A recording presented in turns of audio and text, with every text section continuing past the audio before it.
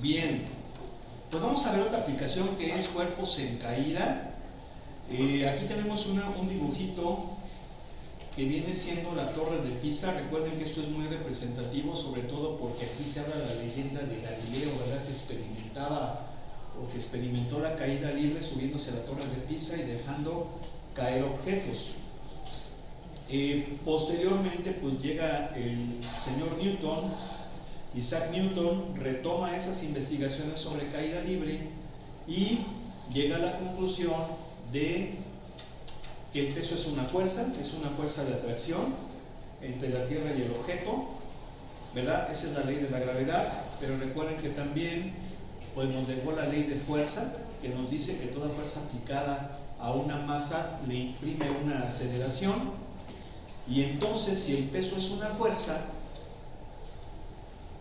al soltarlo, pues es atraído y debe de ser un movimiento acelerado. Aquí está la segunda ley de Newton, fuerza es igual a masa por aceleración.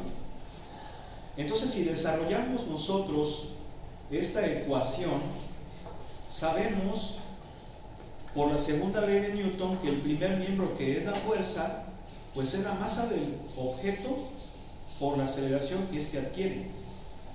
Y eso es igual a la masa por la aceleración que experimenta el objeto. Y esa aceleración pues era de la gravedad. Entonces esta ecuacioncita permitió que Newton se diera cuenta que la aceleración es la constante de gravedad.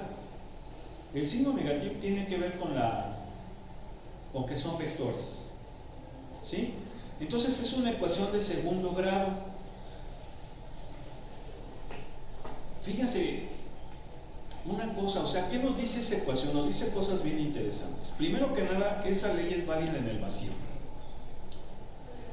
En el vacío todos los cuerpos caen a la misma aceleración y a la misma velocidad. ¿Sí están de acuerdo, no? Si yo suelto en el vacío una hojita de papel y 10 kilogramos de acero, van a caer a la misma aceleración y en el mismo tiempo. Y van a llegar al suelo en el mismo instante, con la misma velocidad en el vacío. Obviamente en la realidad pues eso no pasa porque hay un medio que es el aire, el cual ofrece una resistencia, y esa resistencia es muy notoria en cuerpos ligeros, como por ejemplo la hojita de papel, si están de acuerdo. Pero si yo esa hojita de papel lo hago bolita, pues sí se puede ver cómo se disminuye esa resistencia y pareciera que sí llega en el mismo instante. ¿Sí están de acuerdo, no?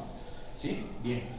Entonces es una ecuación diferencial de segundo orden, y si yo resuelvo esa ecuación de segundo orden integrándola, porque es una segunda derivada, obtengo primera derivada. Y si esa primera derivada la integro, obtengo la derivada de orden cero, que es la función. Aquí a lo que llega Newton como conclusión es que la aceleración es la segunda derivada de la distancia con respecto del tiempo, y que la velocidad es la variación de la distancia con respecto del tiempo. Es decir, la velocidad es la primera derivada y la aceleración es la segunda derivada. Ahora, un dato muy interesante es que todos los objetos van a caer en su caída libre. Su velocidad va a ir aumentando 9.8 metros por segundo cada segundo. ¿Sí? Va aumentando su velocidad, porque acuérdense que la aceleración es cómo varía la velocidad con respecto del tiempo. Y esta formulita que viene aquí, como que es conocida de nosotros porque como que la vimos en la prepa, ¿sí se acuerdan, no? Distancia es gravedad por tiempo al cuadrado sobre 2 más velocidad por tiempo. ¿Sí se acuerdan de esa formulita, no? Que se utiliza mucho en la prepa, incluso en la secundaria. Pues bueno, esta fórmula se obtiene al resolver esta ecuación diferencial. Obviamente en la preparatoria pues todavía no llevábamos cálculo, ¿verdad? Por eso es que nos daba directamente la formulita, pero todas ellas salen a partir del cálculo. O sea, la caída libre es una variación y siempre es constante. Si yo la integro, me da la velocidad, y si yo la integro me da la distancia que se llega a esto, ¿sí? O sea que si yo derivo 2 veces esta, me va a dar menos g. ¿Sí se entiende o no? ¿Están de acuerdo? Bueno, a ver si vemos algunos ejemplitos. Aquí está un poquito más especificado lo que viene siendo ya la caída libre, pero considerando la resistencia del aire, que puede ser también cualquier otro fluido, ¿eh? En este caso, el aire ofrece una resistencia que es proporcional a la velocidad del objeto. Entre más rápido caiga, va a haber una mayor oposición. ¿Sí? ¿Nos ayudas con la luz, ingeniero? Gracias. Muy amable. Por eso es que si se fijan en esta formulita, ¿qué pasa? Que le estamos nada más sumando ¿qué cosa? Le estamos sumando la resistencia del aire. Miren, es esta, viene siendo ¿cuál? Viene siendo esta que está aquí, pero sin la resistencia del aire. ¿Ya se fijaron? ¿Sí? Y obviamente aquí le cambia el signo, pero bueno.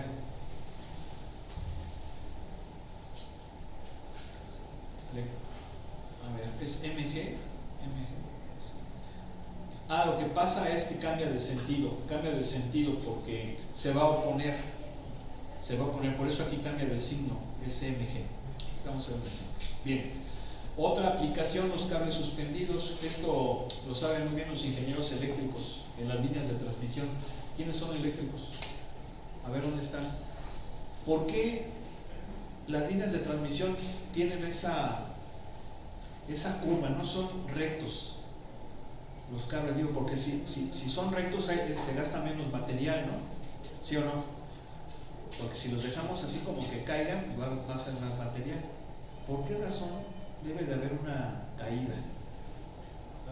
Primero es por si hay que hacer algún ajuste, que tengamos como el cable de sobra. Y el otro no me acuerdo si tiene que ver con el campo magnético, pero el primero sí estoy bien seguro. No sé, estaba pensando. Estamos de acuerdo que va a costar más, ¿verdad? Sí, porque va a haber más material. Sí tiene que ver con esa cuestión, pero también tiene que ver con que el hecho de que haya caída, hay una mejor distribución del tiempo, va a haber menos tensión en los puntos de las torres o de los postes. ¿Sí están de acuerdo?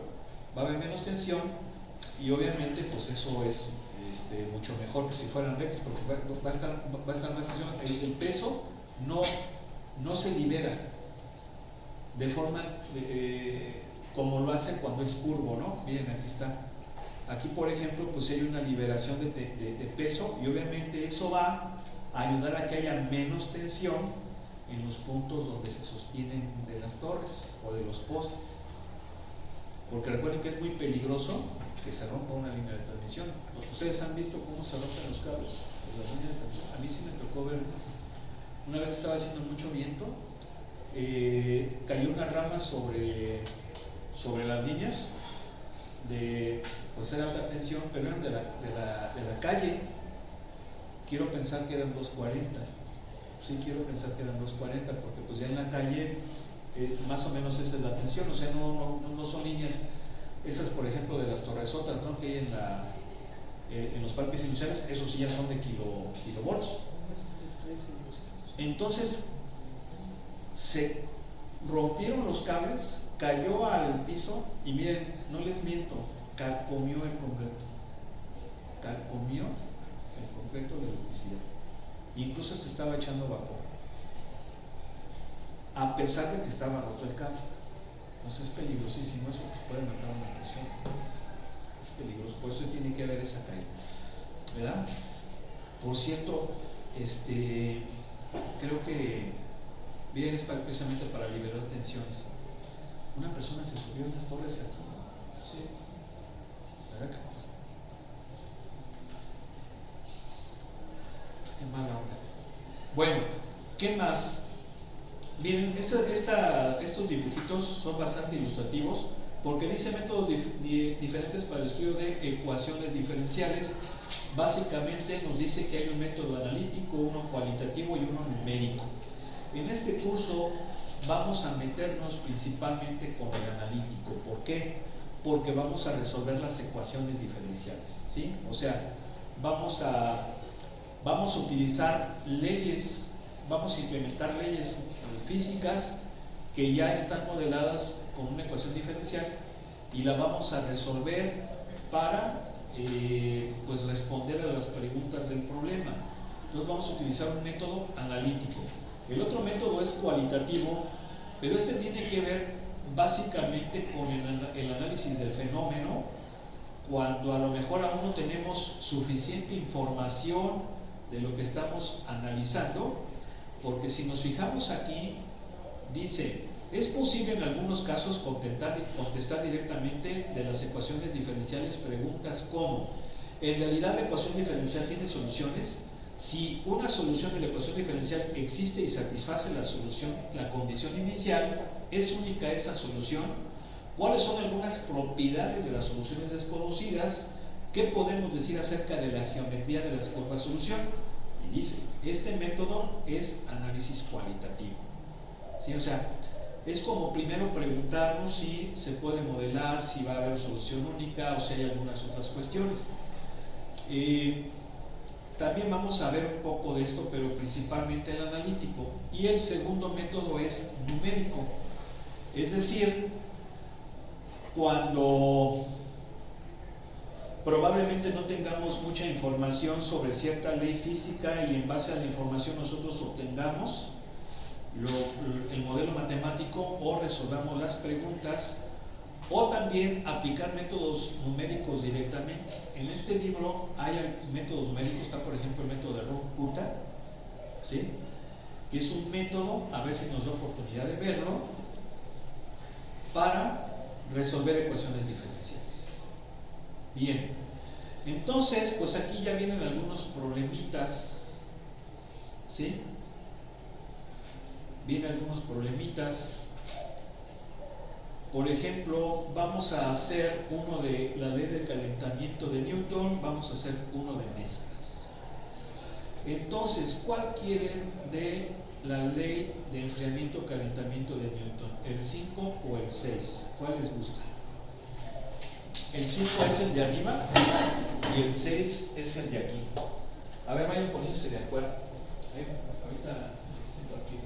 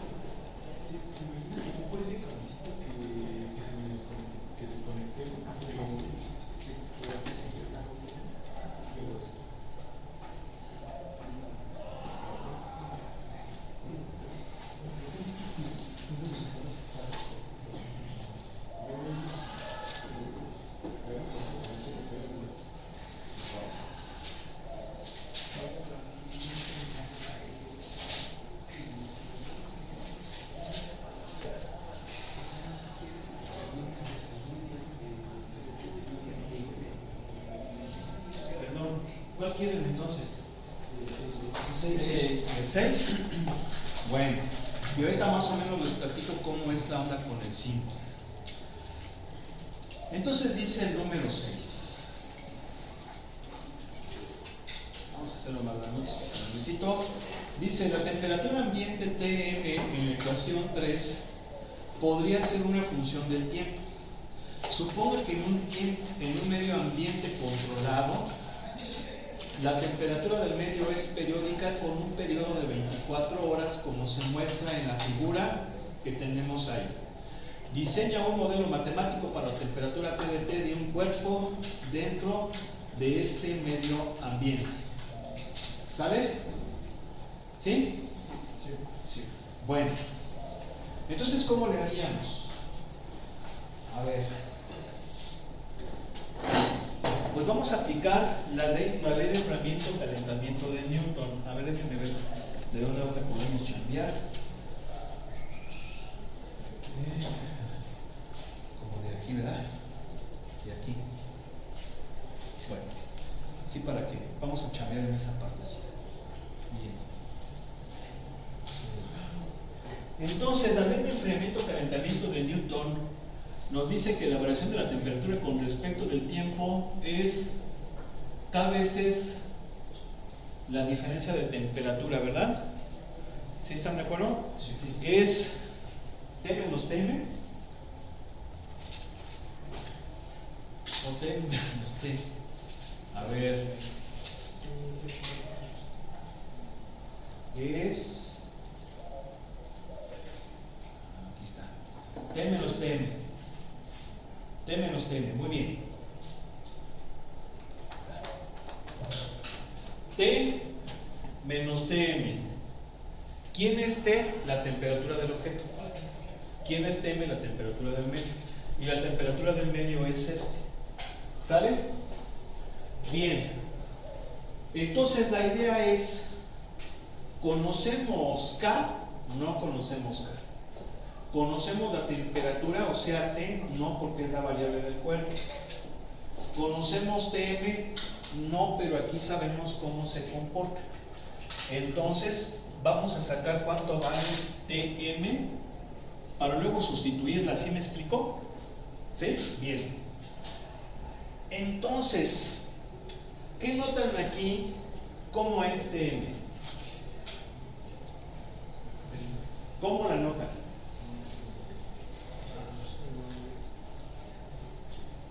¿O qué les dice ahí? ¿O qué podemos hacer? Pues que se parece al coseno, ¿no? ¿Sí o no? Nada más que está volteado. ¿Sí? ¿Por qué? Porque, a ver, primero que nada, se parece al coseno. La línea de equilibrio está en 80, ¿sí están de acuerdo? ¿Verdad? La amplitud, es decir, la distancia de la línea de equilibrio a las crestas y a los valles es de ¿cuánto? 60. ¿De cuánto? 60. De 80 a 110. Ah, sí. ¿Cuánto es? 30. 30. Sí, bueno, 60 pico pico, que es lo que dicen los electrónicos o los eléctricos, ¿verdad? Se llama voltaje pico pico, ¿verdad? O así le llaman, cuando es de un valle a una cresta. Bien. Entonces, ¿qué significa? Que yo puedo utilizar la función coseno, pero obviamente tengo que implementarle varias transformaciones para llegar a la que tengo aquí. ¿Sí se entiende? A ver, la función coseno sería así. Pero acuérdense que la función coseno tiene un periodo de 2π. ¿Sí están de acuerdo? Aquí una cosa muy importante, y eso es la famosa frecuencia angular.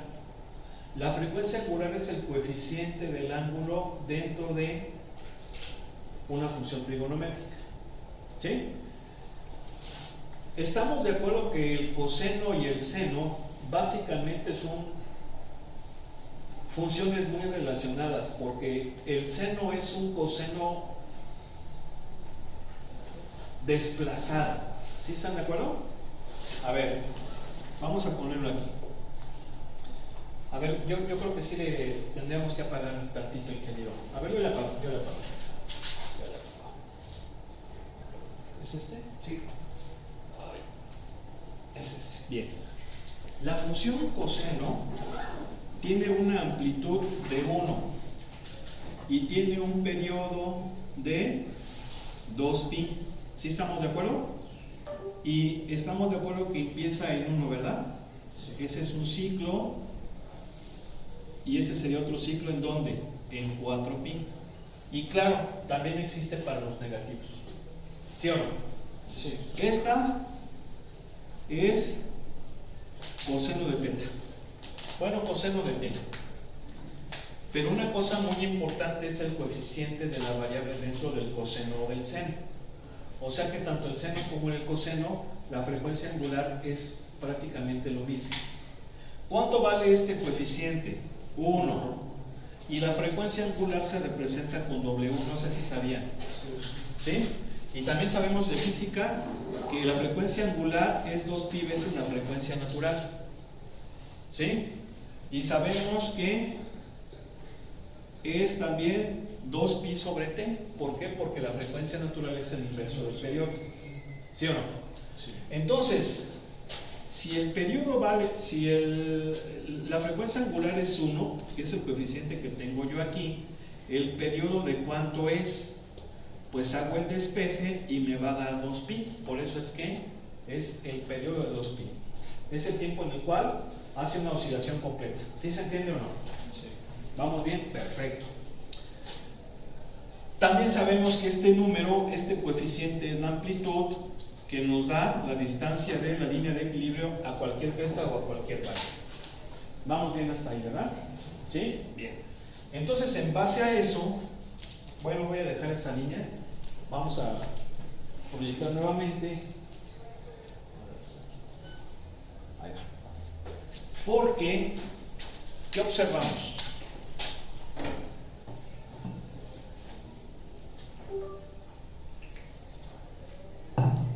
Observamos que esa gráfica, primero que nada, aquí la línea de equilibrio está en cero, ¿sí o no? Pero acá la línea de equilibrio está en 80, ¿verdad? Nada más aquí se movió tantito, ¿vale? En 80. Entonces vamos haciendo las transformaciones. Primero que nada, esa es una transformación. Hay un desplazamiento vertical hacia arriba, 80 unidades, ¿queda claro? Pero antes de eso, porque acuérdense que hay jerarquía en las transformaciones, lo correcto es que primero analicemos que esta es esta pero volteada. ¿Por qué? Porque el punto inicial en la coseno normal es una cresta, mientras que acá es un valle. ¿Sí están de acuerdo? Entonces, ¿cómo logro voltear una función? Pues multiplicando por el negativo. ¿Sí están de acuerdo, no? Entonces, primero vamos a ponerle aquí. Primero parto del coseno, sale. Luego, el primer cambio que se realiza es esto. Es decir, lo volteo. ¿Sí o no? Sí. ¿Sí? Bien. Luego, ¿qué otro cambio hay? ¿Cuál sería un segundo cambio? Aquí habrá quien diga, no, pues el segundo cambio puede ser la amplitud o puede ser el desplazamiento hacia arriba. Aquí prácticamente tendrían en un momento dado la misma jerarquía. ¿Sí están de acuerdo? Entonces aquí, como gusten, ¿cuál quieren primero? ¿El desplazamiento o el alargamiento?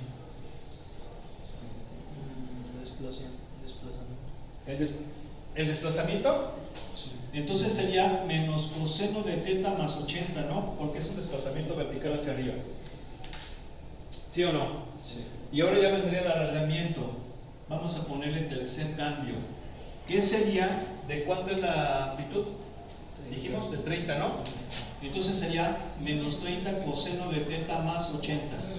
¿Sí están de acuerdo? ¿Vamos bien? Pero ahora viene tal vez lo más complicadito, que es la frecuencia angular. ¿Sí están de acuerdo? Porque tengo que sacar este coeficiente, la frecuencia angular. ¿Sí están de acuerdo? ¿Sí me explico? ¿Cómo lo haríamos? Bueno, si se fijan aquí el periodo es este intervalo, o sea 24 horas. ¿Sí están de acuerdo? De hecho, hasta el mismo problema no lo dice. Tiene un periodo de 24 horas. ¿Queda claro? Entonces, si el periodo es de 24, ¿cuánto vale la frecuencia angular? Pues vale 2pi sobre 24, o sea, pi doceavos, ¿no? ¿Sí estamos? ¿Sí? Oigo. Sí. Entonces ya podemos sacar el cuarto cambio, que sería menos 30 coseno de pi doceavos t. ¿Por qué t? Porque la variable es t. Yo utilicé teta, pero están de acuerdo que pues depende cómo analice el problema. Si están de acuerdo que está en función del tiempo ese coseno. ¿Sí se entiende? Sí. Ah, pero me faltó el más 80, ¿no? ¿Sí están de acuerdo? Sí. Entonces esta sería, ¿qué cosa? La gráfica de esta función, que viene siendo ¿quién? La temperatura del medio, ¿no? ¿Sí o no? Sí. ¿Sí? Bien. ¿Podemos comprobarlo? Sí. Vamos a graficarla con el poderosísimo y tremendísimo GeoGebra, ¿no? ¿Cómo ven? Voy a hacerlo rápido. A ver, vamos a ver. Aquí está GeoGebra. Iniciar GeoGebra.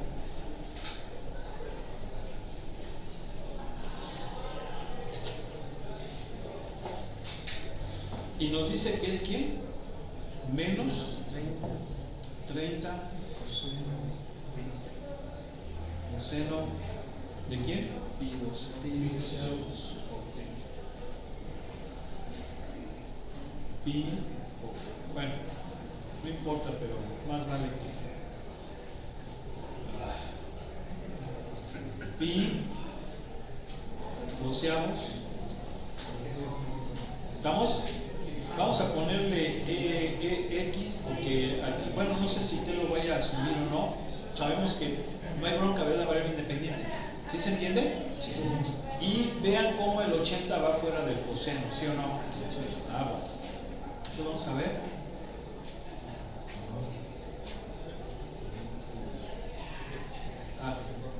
Vamos a alejarnos. ¿Sí? A ver. Vamos a ponerla así y nos acercamos un poquitín. Vamos a ver si es o no. Es que. ¿Sí es? Sí, De menos 50 a 50, ¿no? No oigo. Sí. Y hace una oscilación completa en 24, o sea, en un día. ¿Sí era así o no? Sí. Sí, ahí está. Entonces, ¿qué significa? Pues ya nada más sustituimos. Ya nada más sustituimos. Bueno, aquí la voy a volver a anotar. Entonces, la ecuación diferencial va a ser así. K por T menos T menos, se va a hacer más 30 coseno de pi doceavos T más 80. ¿Sale? Noten que esta T es de temperatura y esta es de tiempo, ¿eh? No es la misma. ¿Sí estamos? Bueno, pues ahí está. A ver, vamos a ver si es o no es. Es la número 6 del 1.3.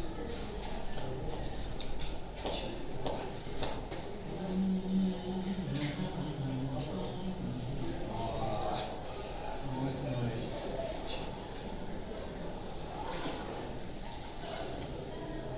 ¿Dónde está? ¿Dónde está? Ay, ay, ay. A ver, chavos. Bueno. A ver. Pues ahí está, sí es esa la respuesta. Nada más que tengo que buscar el libro. No sé dónde está el libro de respuestas. Bien, vamos a ver cómo sería. Les platico nada más ¿Cómo sería, por ejemplo, el 5, que también está interesante? Dice, una tasa, bueno, es que ya son las 4:59, le dejamos aquí mejor. Que pasen buen fin de semana, que estén al pendiente, vamos a compartirles esa información, échenle ganas, prepárense bien. Acuérdense que los que hicieron grandes a países como Corea, como Malasia, como Japón, como Alemania fueron los ingenieros, los científicos. Entonces, pues ahí está la solución, la panacea. Pues órale, ¿no? ¿Vale? Que Dios los bendiga, que estén bien. Vámonos.